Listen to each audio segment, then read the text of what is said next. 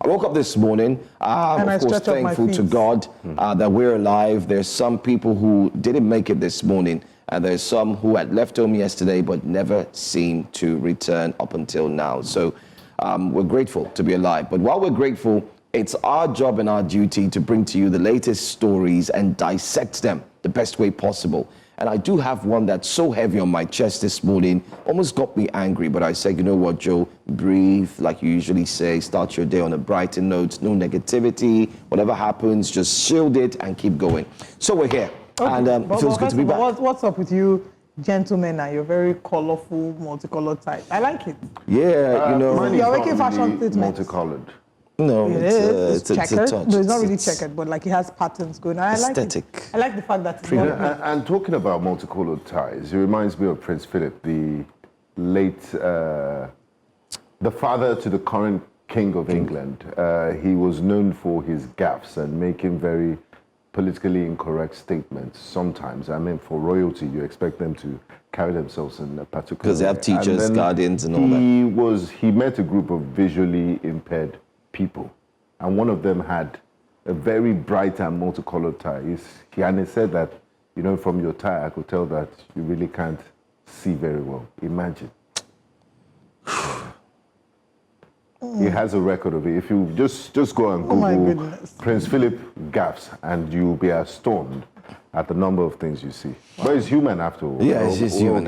I mean, possibly, maybe they tried reminding him of, oh, sir, you don't have to speak this way. But no, that's why typically from, when you have certain positions, right, you find that sometimes they get coaches, even for C-suite leaders, they get coaches for them to teach them on. But Olive, you're very, I mean, you carry yourself in a very dignified manner. You're poised. Do you have any royalty in your family? I do. Actually. Are you like related to a ballet or somebody? No, not a ballet, actually.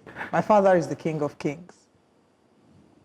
Can we start this show? Please, let's move on. Hello and welcome to Breakfast Central. Please don't forget to drop a comment or two. Now, what we do, or what we just did now, is just to relieve and get ready to go into the stories. Because some of these stories, as journalists, every morning, someone asks me, how do you guys do it? You wake up in the morning, the first thing you take in, and I believe so much of that, what you take in has a way of shaping we need the way therapists. you think. Even the therapist needs a therapist. Yeah, even the therapist needs a therapist. Let's start off with the first show, guys. The first story. I don't know how true this is, but I can beat my chest that this has been ongoing from the get-go. For the past months, I've seen police officers stop people or cars who are tinted. And we're just getting this update yesterday. Now, this is a story. The Nigerian police have announced the resumption of enforcement of the tinted glass permit. Like I said, I wonder, is it a resumption? It's been on since they've been stopping people.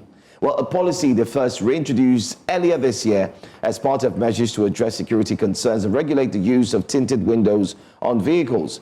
The announcement, however, was met with public backlash and legal action by civil rights groups, and the matter is still before the courts with no final ruling yet. Despite this, the police have moved ahead with enforcement, insisting the permit system remains valid and will properly be managed to prevent abuse. The development has revived concerns about the effectiveness of the policy, especially as criminal elements such as bandits and kidnappers are known to operate mostly in unregistered vehicles in remote areas rather than private cars with tinted glasses. Now, the police are saying that this enforcement is very key and necessary to, in a way, curb the increase in insecurity. Crime rates are indeed doubling up, and they've pointed fingers to the use of tinted cars where nefarious acts are being carried out and hidden under the guise of having a tinted car.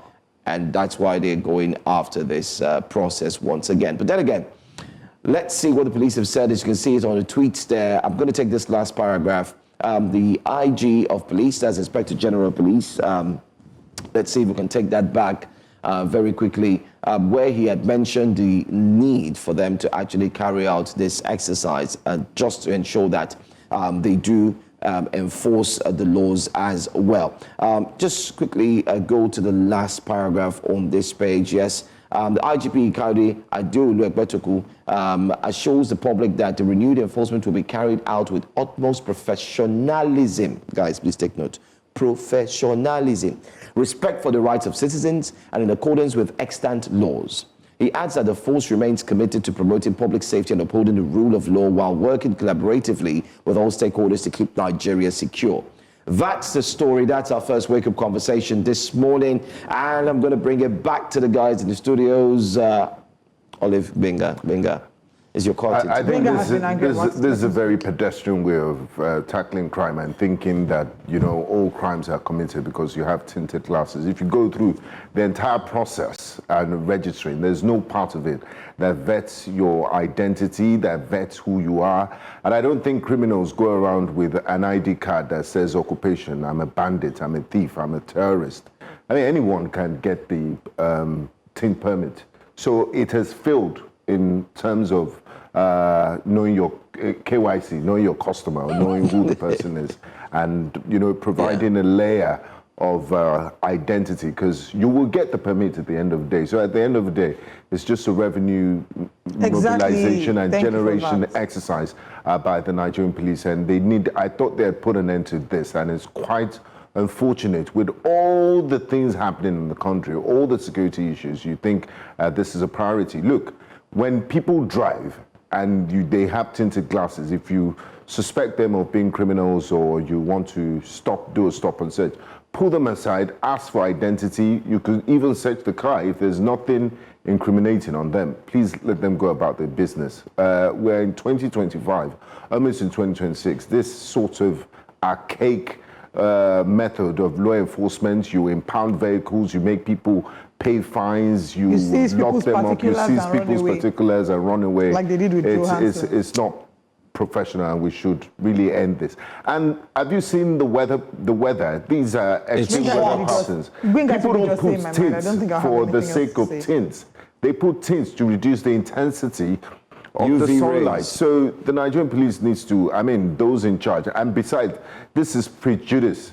There's a case in court, and they haven't decided on it, but the Nigerian police, there's supposed to be law enforcement that's gone ahead to break the law. I want to imagine that this isn't the true position, but I think that Benga has echoed majority of the things I would like to say in terms of the concern is whether if this is really for security or revenue generation. Really, if anybody and everybody can get the permit, all you need to do is pay some money. How then does it meet the issue of security? How then does it tackle the problem of insecurity? If everyone can just show a permit, that they've gotten a permit to get the tint, right? Secondly, this is global warming season. The weather is extremely hot, and people put these permits because I don't want, this tint rather, because you don't want to be inside the car and you're boiling. You want to reduce the impact of the heat as much as you can. Is why you have ACs, is why people wear sunshades, is why people wear hats, and it's why you have a tint in your window. And, finally, we're in 2025, we're borderline 2026. The cars that are produced these days are produced automatically with tints. Follow-com. So it's like, it is a follow-com thing. So I don't know why we keep making a fuss. When we want to deal with insecurity, I don't know if tint permit is the first place to start. And I understand the sentiment, but we have other pressing issues that haven't even been attended to. I don't know if it's the tint that would determine the rate of kidnapping hasn't dropped. Can you not be stopped? Exactly. So automatically, once somebody winds down, once the driver winds down and shows you a tint permit, you tell them to go. You're not going to search. You're not going to check. I don't understand it. I've never understood. And in Abuja, those one-chance vehicles, they're not tinted. They don't have a lot of them they are very rickety vehicles they're using. Cars. I like the angles both of you have taken it from, but there's one angle I'm concerned about.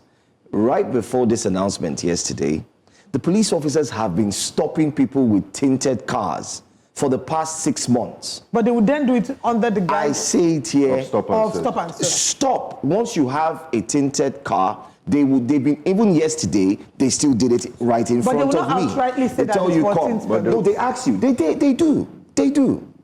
I'm sure our viewers are watching, and they can attest to the fact.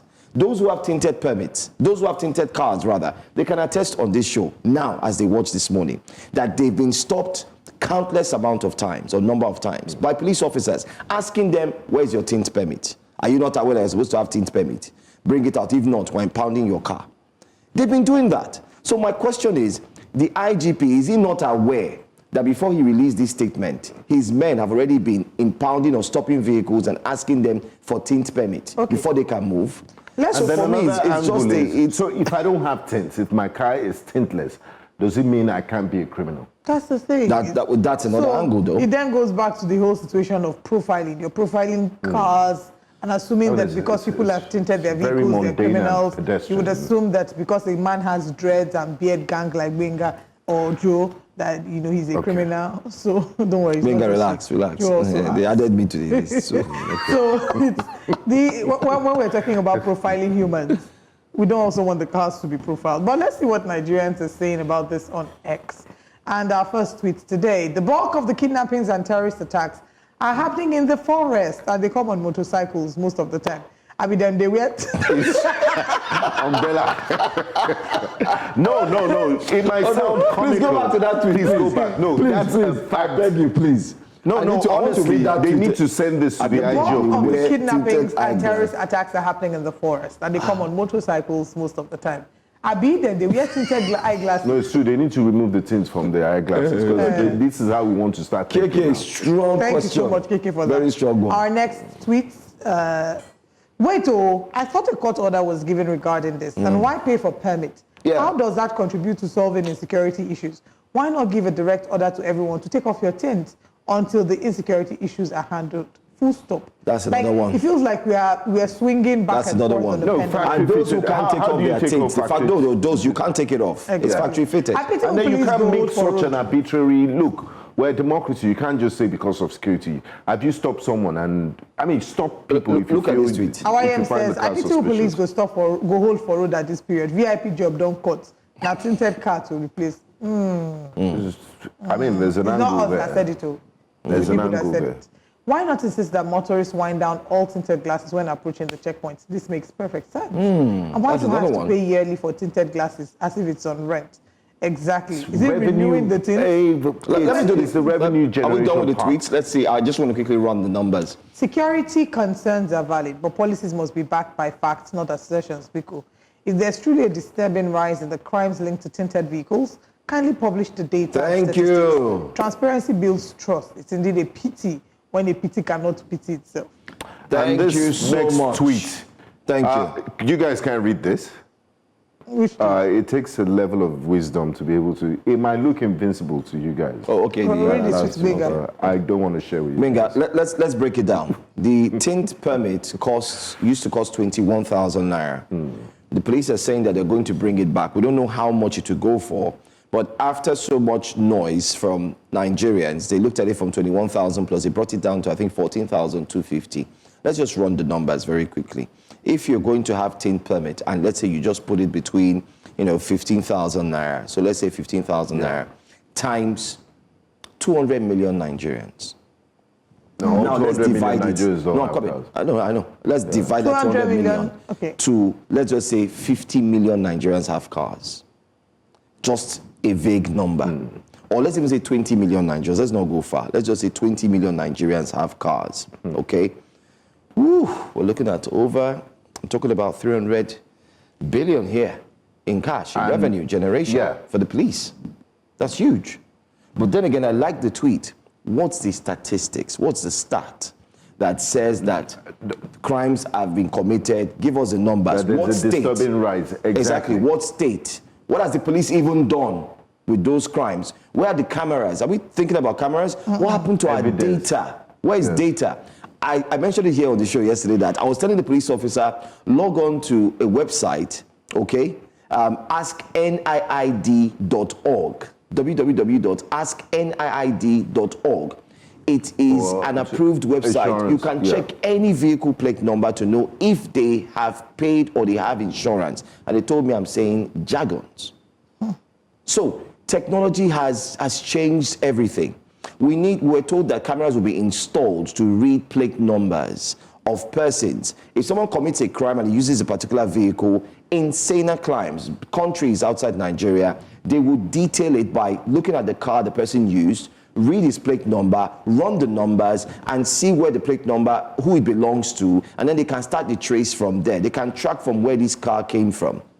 There are so many things we need to do. I mean, if somebody has committed a crime with a tinted glass, run the number plates. All right, you know what? Let's move away from this tinted permits conversation and move to another one, which has been the biggest story in the past 24 hours. Africa's richest man, Aliko Dangote, has accused the chief executive of the Nigerian Midstream and Downstream Petroleum Regulatory Authority, NMDPRA, Farouk Ahmed, of corruption and petitioned the Code of Conduct Bureau, CCB, to investigate. In the petition, Dangote reportedly questioned the source of funds used to sustain an extravagant lifestyle, noting that Ahmed allegedly sent some of his children to elite schools abroad, including one at Harvard University and others to a prestigious secondary school in Switzerland. The schools are Institut Le Rosé, where tuition is about $180,000 per child per year. And the school accepts no more than 40 students from any single country. That is the 1% of the 1% of the 1%. Other schools are Montreux School-Agent College, La Jorane International School. Dangote estimates the total cost of these overseas educations at about $5 million, highlighting that Ahmed reportedly has 4 children enrolled in the schools, raising concerns about how such expenses are financed on a public servant's salary. He's therefore urging the CCB to scrutinize Ahmed's assets, finances, and official conduct, a move that has intensified scrutiny over transparency and accountability in Nigeria's oil and gas regulatory sector. Take a look at this video, then when we'll come back, the question is, who is Mr. Farouk Ahmed? But let's take a look at this video. I think Farouk should not be allowed to continue to destroy the economy of Nigeria. That's number one. Number 1, B, C, D, E, F, it is that he has to be charged to either CCB, no, it's CCB, I think. No, Code of Conduct Bureau, because they have his returns. He must have filed and, register what he had, and so he needs to tell, because he's been working for government all his life. So he should tell, I know what it is. I told you earlier, I will not be able to afford sending 4 of my children to a secondary school, not university, to a secondary school to Switzerland at $5 million for the 6 years of 4 kids that he has. Okay, if you deny, as a matter of fact, if you deny, because after I know that it will be the major headline tomorrow. So when he denies it, I will publish with my name, saying that these are the schools that they attended and co. As a matter of fact, I will sue those schools to publish how much of fees he has paid for all the time that they were there, including now the other information which you don't have. He should give us the universities they went to and spent 4 years, how much he has paid. I know that one of them just finished Harvard, and tuition alone he paid $150,000. Who is Farouk Ahmed? Mr. Farouk Ahmed is the pioneer and 7th Chief Executive Officer of the Nigerian Midstream and Downstream Petroleum Regulatory Authority, an institution which is charged with the responsibility of administering the regulatory oversight of the midstream and downstream petroleum operations in Nigeria. So you heard the video. Dangote is not making speculations. He's not saying I heard or sources say. Or allegedly. Allegedly. With says, full chest. I will publish the books. I will also attach my name. I will force them to release the records. That's a level of certainty and specificity that, if wrong, could destroy him legally. But he obviously, for you to come out and say those things with such certainty, for someone at that level, knowing that he has so much more to lose. He's not a TikToker that will just, he's not trying to get clout. He puts his reputation on the line. So he definitely has something behind the scenes. But what this tells us, or from what we see, there's something at play here, right? There are people who question Dangote's motives. And they ask if Dangote is doing this for public gain, if he's doing it for our interest or for his own personal gain. And from the surface, what you would say. I'm just waiting for you to finish. Dangote is providing whether or not you like it, you say he's a businessman, he's a capitalist. He's providing a service that we desperately need. That with our 4 refineries we have not been able to meet. That government in, government out, we've not been able to solve. So like Dangote or not, he's providing the service that Nigerians need. So we need him. He says that if he wanted to make money, he would have invested in the Googles and the Microsoft stocks and forgotten about this, that it's not about wealth. Whatever the decision or the intention is for him, he's a wealthy man. He's building a legacy. But that legacy is very helpful to Nigerians now. So we have to really be humble. And there has to be some investigation that's carried out here. This story got me angry this morning. And that's why I said when we started the show, I said I had to just tell myself, relax. Few things. Dangote had budgeted during the creation of the refinery. Remember, the refinery wasn't supposed to be in Lagos, but then again, that's a different story. And the refinery was supposed to gulp $9 billion, we hear. But eventually, it gulped over $20 billion.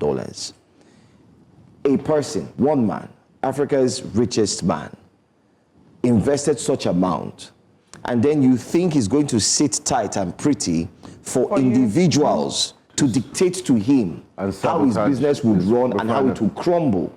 It will not happen. Secondly, all of you highlighted the point, and I was thinking about it too. Nigerians, I think sometimes Nigerians, all of us, we need to sit back and think carefully using our senses. What do I mean? When they talk about Dangote, you hear people who say, he wants to monopolize the industry. He did it in sugar. He's doing this, he's doing that, Let me ask all Nigerians watching this program this morning, you watching us this morning, my question to you is, how come somebody who is not in government, a businessman, created the world's largest one businessman, the world's largest single train refinery that can bring 650,000 barrels per day? He created it. Your government has 4, yet they are all moribund. They are not working. One person came, an individual, a businessman, got investors globally, put his money, his life. That man was there at the refinery, tooth and nail, ensuring everything was working. Take a look at his skin color. Go and check the old pictures. Somebody who's under the sun, you can tell. And he was there during the press conference. He's always there. And then all of a sudden, and this same NNPC, this same Mr. Farouk, had come out. If you guys remember the story, he had said that the quality of his fuel is not good. Point number 1. You see where it started from. 2, he came out and said that they are not going to give him what? Crude for naira. It will be crude for dollar. Until the presidency intervened. Until the president, exactly. So the man has been fighting, he's been battling, he has been ensuring that he helps Nigerians. Now he came out to say fuel price will drop by maybe Friday to 740 naira or something, or 50 naira. This man is pushing every single thing to ensure that Nigerians enjoy life best way possible. And then he had also mentioned, Dangote remembered, he mentioned that there are mafias, that the mafias are even stronger than the drug barons, the drug cartel. And that's true. And at this level, if he has gotten to this stage, he feels almost at all. This is more than 24 hours. We have all sorts of anti-graft agencies that get budgets. That gets billions of dollars in budget. This is not the work of the National Assembly. This is not the work. National Assembly can advise. You have ICPC, Code of Conduct Bureau, EFCC, Nigeria Financial Intelligence Unit, all sorts of organizations. Are they just there in names? Why have they not done something about this? And why is the man still in his job? These are very weighty allegations. Why is an investigation? Sorry to, but you know the annoying thing. Do you know the most annoying thing to Dangote this morning? Do you know the underlying fact of this entire conversation? Nigeria still spent over 7 billion to import fuel. Of course, it has to go under the nose and approval of Mr. Farouk Lawan. So why are you spending that much money? And then you're making it difficult for me. The same Dangote brought in trucks. We saw the trucks, the CNG trucks he brought in. CNG powered trucks. So the thing is, say what you want, again, about Dangote and what his motives might be. The issue is, has him stepping into the arena helped to make life easier for Nigerians? You can't disagree. There would have been scarcity by now. Because remember last year, every Christmas. Last year was the mother of all scarcity. Because people benefit from it. We had like 3 months scarcity straight, where your heart is palpitating. You're having palpitations and you're thinking, God, when I get home, will there be fuel scarcity? Carry People cake. panic So buying. Carry cake. Like you people have be the money, talking to but you you can't even anyhow. buy the product. You get They that. have to be befriending petrol attendants. Now do like this. All of you almost dated a few that year. Yeah. My dear. Let's see what Nigerians are saying, John. Okay. TK. Holy Christ. $5 million just for a tuition fee of 4 children? God. Where is Nigeria headed to? I doubt if the tuition fee of Elon Musk's children is up to half that, and he is the richest man in the world. Yes, he's now even the richest. That's why Charlie Poppy sang that song, I rep Elon Musk, the kingdom come. Dangote is not a man who needs falsehood to validate his stature. His legacy is already sealed. For someone of his standing to make such grave allegations publicly, you can be certain due diligence has been done. And let's be honest with ourselves, none of this is new. We have always known that entrenched criminals, criminal interests, siphon from the collective sweat of Nigerians, not merely for personal gain, but to secure comfort for generations yet unborn. My hope is that more private sector leaders will find the courage to be this candid and patriotic, bold enough to name and shame those bleeding the nation dry, and more importantly, that the individuals implicated are not considered untouchable by the authorities. Very well that written. Will form the crux of some of our conversation between today and tomorrow. Some of the defenders of Farouk are getting it wrong. Dangote is not saying wealth is a crime. He's saying unexplained wealth in public office is a legal and moral issue. Bam. I'm going to speak on this just to highlight what he said. Under Nigerian law, public officers are subject to asset declaration, tax compliance, and accountability standards. When lifestyle and expenditure appear grossly disproportionate to known income, the proper response is scrutiny by every good citizen. If the numbers add up, an investigation clears the air. If they don't, the law must speak. Absolutely. That's how things work. And more so for public officer. Imagine if Olive pulls up in the office tomorrow with a Bugatti Veyron. We're not going to be looking at her. That one is your business. I woke up in a new Bugatti. Okay. This is Dangote's way of protest. Each time some powerful persons in government are trying to block his business ventures, and he always gets what he wants. I wish Nigerians would rise up and demand for their own collective good and not just individual goods. There are too many corrupt waste pipes in the system. Our government is very corrupt. Just to wrap things up as we end this, I think we'll stop there. I just want to mention that the average salary, I was trying to go through the average salary of a CEO in an oil and gas. Well, there are ranges. If you check them online, Nairametrics had done some before. You could say that Mr. Farouk, well, we should be going on with nothing less than about almost 600 million per month. Now that's huge money. Yeah, between that, in terms of dollar. Yes, Benga. You think they earn small money, but that is not the story. Come and take off my mic and go to the oil industry. Don't be angry. But that's not the story. The story is that the excess in which he pays in school fees, Dangote is questioning where it comes from, because the guys, let's not even mince words. What we're simply saying is, if you're paying that amount for your children, it means that you are sabotaging the economy not to work so that you can get, you know what I mean, your cuts. Yeah. Let's say the way it is, that's what Dangote is saying, you can get your cuts. And it's left for them to investigate. It's not he says, she says. Law enforcement should step in and let's. But that's something then, as we're doing to him, I hope we're spreading that to all our politicians. Because, you know, it's the same. There's a lot of unexplained wealth. Oh, okay.